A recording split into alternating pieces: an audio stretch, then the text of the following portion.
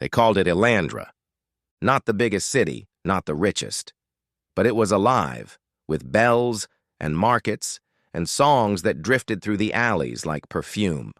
20,000 souls, builders, bakers, thieves, midwives, priests, children, all breathing the same air, all going about their days under the same sky. And then one morning, gone. No fires, no blood, no bodies, just empty streets.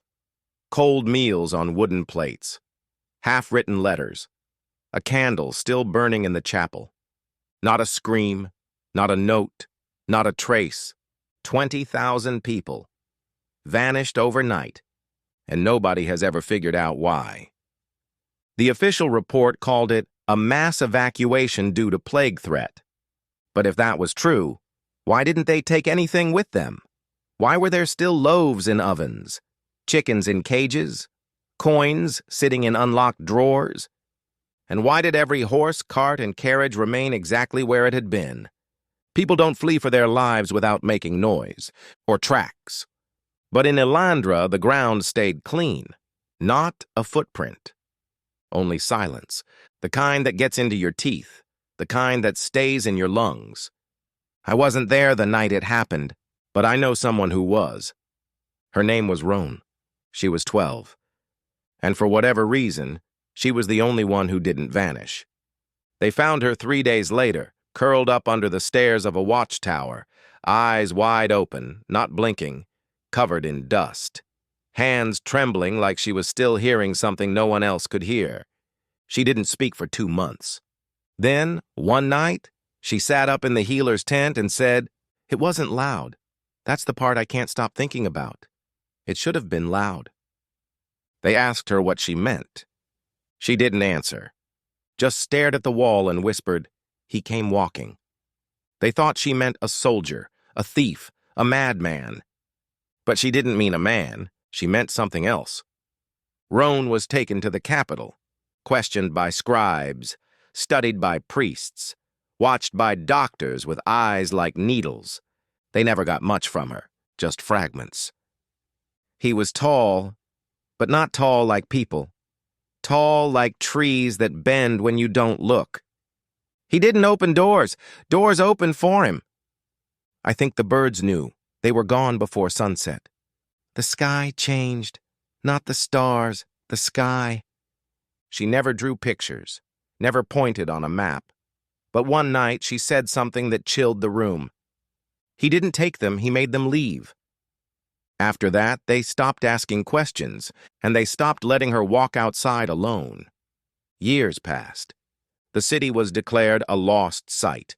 Travelers were warned away. Elandra's name was scratched from newer maps, replaced with a thin gray line and a symbol no one explained. Some said it was a mine collapse. Others said gas, poison. Some whispered about a cult, a mass ritual. But the buildings were intact. No signs of struggle, no smoke, no blood. Just stillness. And still, no one knew what happened. Except maybe Roan. But she stopped talking about it by the time she turned 17. She lived in a quiet house near the edge of a lake. Didn't go into towns much. Wrote letters that no one ever saw her send. Once a year, on the night the city vanished, she'd take a boat out into the lake and sit there until morning. Alone. 1 year, someone followed her. He was a young scribe, curious and foolish. He hid behind a rock, watching her silhouette float on the water under a red moon.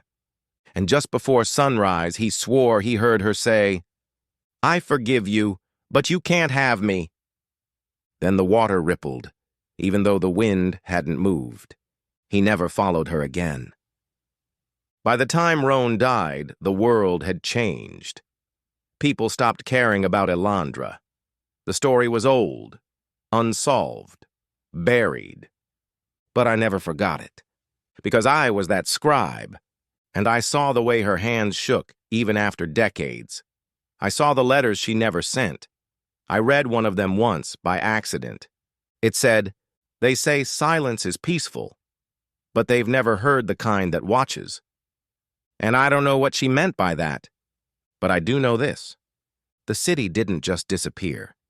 It was removed, not by man, not by fire, by something else, something that doesn't make noise, something that makes everything else quiet. And maybe Roan stayed behind not because she was lucky, but because she was meant to tell someone or warn someone. And now, I'm telling you, I didn't sleep much after reading that letter. Not because it was dramatic. It wasn't. It was calm. Too calm. The kind of calm you only feel right before something breaks. I kept wondering what she meant by the kind of silence that watches. You ever stand in a field, middle of nowhere, and suddenly realize every bird has gone quiet?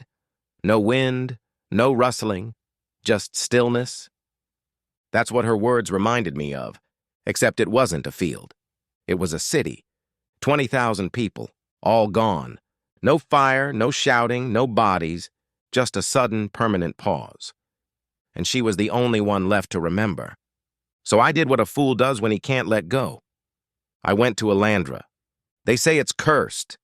They say compasses spin in circles when you walk past, that shadows fall in the wrong direction, that birds avoid the sky above it, that if you stay too long, you start to feel like you forgot something, even if you've never been there before. They weren't wrong. Getting in wasn't hard. The old road still leads straight to the city gates, though the gates themselves are rusted open like jaws that forgot how to close. And inside, it's perfect. Like someone pressed pause on life and never hit play again.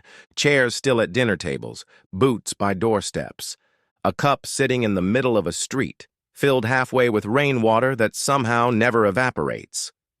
I walked the same path Roan described in one of her notes, from the west gate to the old tower where they found her. It wasn't marked, but I knew it the second I stepped inside. The air changed, heavier, stiffer, like stepping into a memory. On the wall, carved into the stone in child-sized letters, were 4 words. I didn't want to. I don't know if she wrote it, but I know whoever did. Stayed afraid long enough to scratch it in stone. I didn't stay the night. I left before the sun dropped. Something in me said that was smart. And when I got back to the capital, I found something waiting on my doorstep. An envelope. No stamp. No name. Just a wax seal. The same mark that appeared on those early classified Elandra reports. The ones no one talks about anymore. Inside the envelope was a single sheet of parchment. On it, a list, dates, names, towns, small ones, lost ones, every one of them, gone. Not to war, not to fire, just erased. Over 50 of them spanning 3 centuries, all with one thing in common, no survivors. Except for one name, at the bottom, in red ink, Roan, and beside it, denied. I didn't understand what that meant, not at first, but then I remembered what she said in the boat that night. I forgive you, but you can't have me. It wasn't a prayer. It was a refusal, a rejection. Whatever came for the city and for all those cities, it didn't just take people. It asked, and somehow, Roan said no. That's when I started looking for patterns. The disappearances lined up with astronomical shifts, small ones, rare lunar eclipses, solar flares. Nothing that would seem unusual, unless you knew when to look. And every single time before a town vanished, the birds would go first. No flapping, no cawing, just gone. And the dogs? They'd cry for hours the night before, clawing at doors, digging at floors. It wasn't panic. It was warning. And all the people who disappeared, none were warned, except Roan. She said the birds left early, and she stayed awake. You're probably wondering where this is going, why this matters. It matters because that same eclipse, the one from the records, it's happening again. In 3 days. Over a town called Arden's Hollow. Population? Just over 20,000. Same size, same layout, same water source as Elandra, And when I tried to contact the local council, they told me I was being paranoid. They said people vanish all the time. People. Not entire towns. And definitely not without a sound. I didn't expect her journal to resurface. Roan had burned most of her writings. I know, because I saw the ashes in the stove myself, charred pages, some still curled, half-readable. She said some things weren't meant to survive her. But there was one she kept hidden. I found it tucked inside the lining of her boat seat after she died. Folded into a hollowed-out compartment beneath the plank, wrapped in oiled cloth, perfectly dry. On the first page was a warning, scrawled, not written. You shouldn't read this, but if you do, don't stop halfway. And below that, in smaller script, he doesn't like being interrupted. That's when I knew. She had seen something, not just remembered it, faced it. And what she wrote didn't read like madness. It read like truth, the kind you whisper to yourself when no one else is left. She described the night of the vanishing in detail. The air had gone still around midnight. Not quiet, still, like everything had paused, even the wind, even the bugs. She lit a candle because the dark felt wrong. That's when she heard it. Not footsteps, not voices, but something moving. She wrote, "It wasn't in the street. It was the street. Like the stone itself was watching. Like the walls were listening. Like the city had decided to forget itself." She peeked out the window. And this is where things got strange. She didn't see people. She saw shadows walking, not cast by bodies. Just shapes, vague, tall, slow-moving, drifting, sliding, and then the silhouettes started knocking. Not on doors, on windows, from the inside. Roan didn't run. She didn't scream. She sat in a corner and covered her ears. And that's when she heard the voice. Not out loud, not in the air, in her chest, her bones. "You don't belong to yourself," it said. "You belong to the hush." She resisted, focused on the ticking of her clock, the scratches in the floor, her own heartbeat. The voice kept speaking. "Let go. You don't need to stay. No one needs to stay. Come to the place that remembers before sound." She screamed then, not out of fear, out of refusal. And suddenly, it stopped. The voice, the knocking, the presence, all gone. When she opened her eyes, the city was empty, and she was alone. She believed the city wasn't taken. It was convinced, talked into vanishing, persuaded by something older than language. A presence that didn't kill, but claimed. And somehow, she didn't listen. She wrote, "I think I was born with a fault in me. I question everything, even silence." That's why she stayed. And that's why I'm scared, because Arden's Hollow, it's exactly like Elandra. Same layout, same architecture, even the same name for their central tower, Whisper Spire. Coincidence? Or pattern? I don't think Roan was just a survivor. I think she was a test. And the thing that came that night? It's trying again. I booked passage to Arden's Hollow the next morning. Not to stop anything. I'm not stupid. But to witness it. If it happens again, someone has to see it. Someone has to remember it, because if we don't, one day it won't be a city. It'll be a nation. And after that, maybe it'll be the whole damn world, standing still, waiting to forget itself. I don't want to go. But Roan didn't want to stay, and yet, she did. Arden's Hollow looked so normal at first. It's mine. Bustling, sunlit, smoke from chimneys curling over stone rooftops, children chasing each other past bakeries and barber shops, carts rattling over cobblestone. If you didn't know the story, you'd think this place was the picture of peace. But I knew what to look for, and I saw it by sundown. The birds, or rather, the lack of them. Not one feather in the sky, not one chirp on a wire, not a flap, not a nest. I checked 5 rooftops, nothing. The trees beyond the eastern gate, silent. And the dogs? Pacing, uneasy, staring at corners like something was hiding in them. That's when I knew. Roan had been right. Something was here, something waiting. I rented a room at the inn, old place, clean sheets. The innkeeper was kind, chatty. I asked about the birds. He said, "We've had fewer this week, must be the wind." But there wasn't any wind. Not that day, not the next. On the second morning, I visited the Whisper Spire. That's what made my stomach turn. It was identical to the one in Elandra. Same height, same layout, same spiral staircase, even the same damn crack running down the third pillar in the main hall. It wasn't just similar. It was the same blueprint. Down to the missing iron nail in the upper stair railing. When I pointed that out to the groundskeeper, he just laughed nervously. "Strange, isn't it?" he said. "Been like that since I was a boy." I asked if anyone ever fixed it. He shook his head. "No one touches the spire. It's tradition." I asked why. He shrugged. "They say it listens." By the third night, things started to shift. Not outside, inside. I began to forget things. Simple things. What day it was, whether I'd eaten, whether I'd locked my door. People I'd spoken to in the morning no longer remembered meeting me.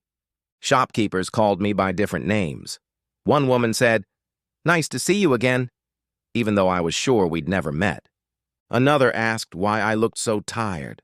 I hadn't noticed until she said it. But I was tired, exhausted, like something was pressing down on me, quietly, constantly. Like gravity was heavier here. I remembered what Roan wrote. It doesn't take you by force. It lets the silence wear you down. That night, I dreamt of the spire. Not just standing in it, but inside the stone. I couldn't move, couldn't speak. I was watching myself from the walls. My own eyes stared back at me, empty. And in the dream, I heard a whisper. Not a voice, not words, a suggestion, a question I couldn't quite hear. But I knew it wanted me to say yes. When I woke up, I was outside, on the steps of the spire, barefoot, no coat, freezing, and I hadn't remembered getting there. That's when I made the decision. I had to leave. I packed my bag, wrote a letter, left it sealed with one word written across the front, "Remember." But when I tried to book a coach out of town, there were none. Not broken, not delayed, just none. No drivers, no horses, no one leaving. The man at the station just smiled and said, "You'll be fine. No one ever wants to leave Arden's Hollow." And when I said I did, he frowned. "No, you don't," he said quietly. And for a second, I believed him. I ran back to the inn, found my bag gone. My letter burned in the hearth, my shoes missing, and on the window, in the condensation, 4 words drawn by a fingertip. "He knows you're here." I should have run.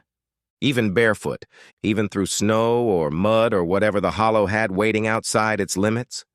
But I hesitated. That's the worst thing you can do when you feel something watching. Pause. Because silence doesn't move like thunder. It creeps. It stretches out in front of you like a road you didn't know you were already walking.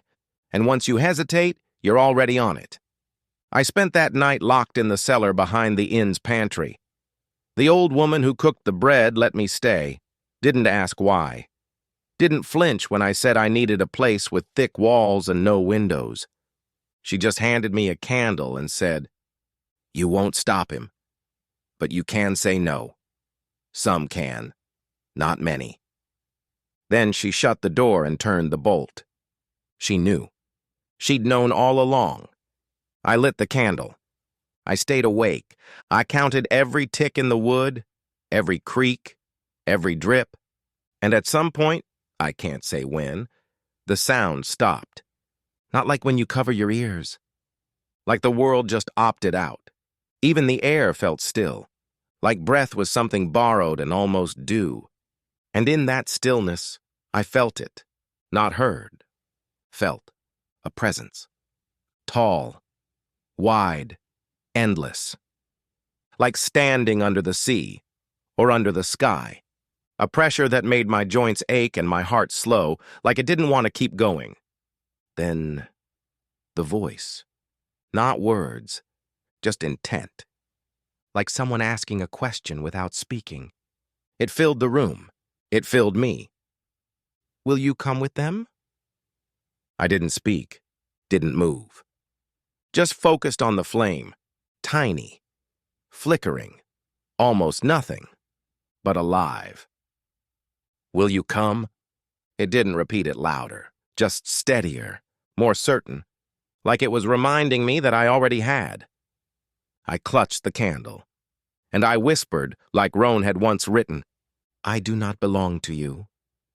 And just like that, it left.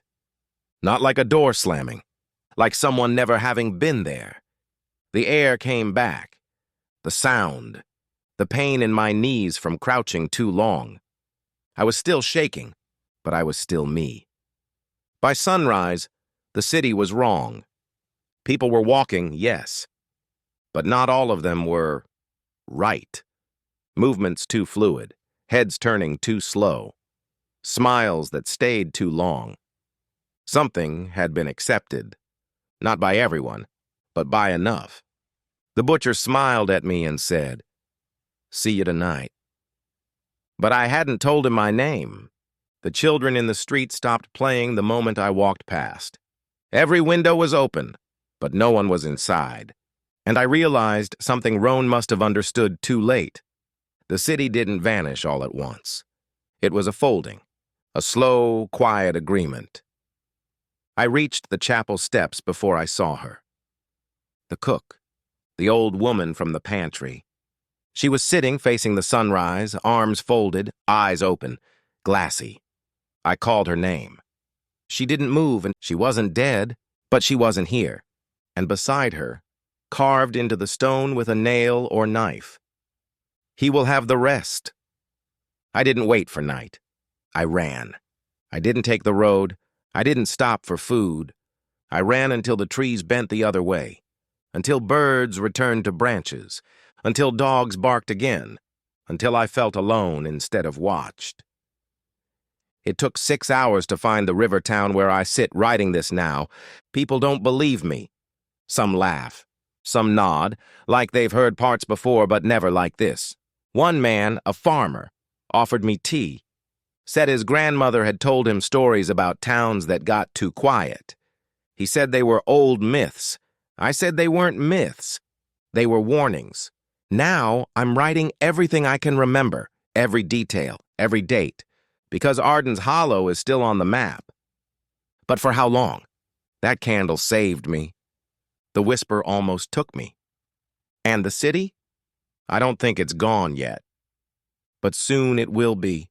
And then, then we'll forget it ever existed. Even through snow or mud or whatever the Hollow had waiting outside its limits. But I hesitated. That's the worst thing you can do when you feel something watching. Pause. Because silence doesn't move like thunder. It creeps. It stretches out in front of you like a road you didn't know you were already walking. And once you hesitate, you're already on it. I spent that night locked in the cellar behind the inn's pantry. The old woman who cooked the bread let me stay. Didn't ask why. Didn't flinch when I said I needed a place with thick walls and no windows. She just handed me a candle and said, You won't stop him, but you can say no. Some can, not many. Then she shut the door and turned the bolt. She knew. She'd known all along. I lit the candle. I stayed awake. I counted every tick in the wood, every creak, every drip. And at some point, I can't say when, the sound stopped. Not like when you cover your ears, like the world just opted out. Even the air felt still, like breath was something borrowed and almost due. And in that stillness, I felt it. Not heard, felt. A presence. Tall, wide, endless. Like standing under the sea or under the sky. A pressure that made my joints ache and my heart slow, like it didn't want to keep going. Then, the voice. Not words, just intent. Like someone asking a question without speaking. It filled the room. It filled me. Will you come with them? I didn't speak, didn't move, just focused on the flame. Tiny, flickering, almost nothing, but alive. Will you come? It didn't repeat it louder. Just steadier, more certain, like it was reminding me that I already had. I clutched the candle, and I whispered, like Roan had once written, I do not belong to you. And just like that, it left. Not like a door slamming, like someone never having been there. The air came back, the sound, the pain in my knees from crouching too long. I was still shaking, but I was still me. By sunrise, the city was wrong. People were walking, yes, but not all of them were right. Movements too fluid. Heads turning too slow.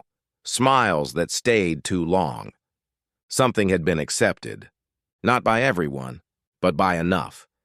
The butcher smiled at me and said, See you tonight. But I hadn't told him my name. The children in the street stopped playing the moment I walked past. Every window was open, but no one was inside. And I realized something Roan must have understood too late. The city didn't vanish all at once. It was a folding, a slow, quiet agreement. I reached the chapel steps before I saw her. The cook, the old woman from the pantry. She was sitting, facing the sunrise, arms folded, eyes open, glassy. I called her name. She didn't move. She wasn't dead. But she wasn't here. And beside her, carved into the stone with a nail or knife, He will have the rest. I didn't wait for night. I ran. I didn't take the road. I didn't stop for food. I ran until the trees bent the other way, until birds returned to branches, until dogs barked again, until I felt alone instead of watched. It took 6 hours to find the river town where I sit writing this now. People don't believe me. Some laugh. Some nod. Like they've heard parts before, but never like this. One man, a farmer, offered me tea. Said his grandmother had told him stories about towns that got too quiet. He said they were old myths. I said they weren't myths. They were warnings. Now I'm writing everything I can remember, every detail, every date, because Arden's Hollow is still on the map. But for how long? That candle saved me. The whisper almost took me. And the city? I don't think it's gone yet. But soon it will be, and then we'll forget it ever existed. They always say the worst part of any story is the end. But this one, it never really ends. Because the truth about cities like Elandra and now Arden's Hollow is that they don't disappear all at once. They dissolve, quietly. They blur out of our memories the same way dreams do, one forgotten detail at a time. I told you earlier, I ran, and I did. But I didn't run far enough. Because now, weeks later, I still wake up hearing that same not sound. Not a voice, not music, just invitation. Not violent, not angry. Just patient, like it's still waiting, like I'm still on the list. Roan said she didn't belong to it. I think what she meant was that she still believed in something outside of it, something stronger than silence. Not louder, just real. Pain, memory, guilt, curiosity, all the messy human things that make us hard to erase. I don't think the silence knew what to do with someone like that. So it left her. And now me? I'm writing every word I can before I forget. Because I've already started to. I can't remember the name of the man who gave me that tea. I can't remember if the chapel in Arden's Hollow had 3 steps or 5. I don't remember how I got back across the river. But I remember the whisper. And I remember what it asked. And I remember that I said no. For now, you're reading this because I needed someone else to. That's how this thing stays away. Not with crosses or fire or fences, but with reminders. The moment we stop remembering, the door opens wider, and it steps in. It doesn't want noise. It wants absence. It wants your story untold. It wants your name unspoken. It wants your history unwritten, and it'll get it. If no one fights back. Not with swords, not with fire, with truth, with memory, with you. So if you ever find yourself in a place that feels just a little too quiet, if you notice the birds are gone, if your thoughts feel soft at the edges, like they're being smoothed down, if your neighbors start smiling too long, if the spire in the center of town has a crack no one ever fixes, if people say no one ever wants to leave, run. Don't wait for night. Don't wait for the voice. Because once it finds your name, it doesn't forget. But if you write it down, if you tell your story, maybe, just maybe, you'll be the reason the next town doesn't go quiet. Maybe you'll be the roan this time. I ain't saying this'll happen to you. I'm saying it already did, and most of you don't even know you're missing. Thanks for watching. Comment below what Uncle Luke should tells you all more.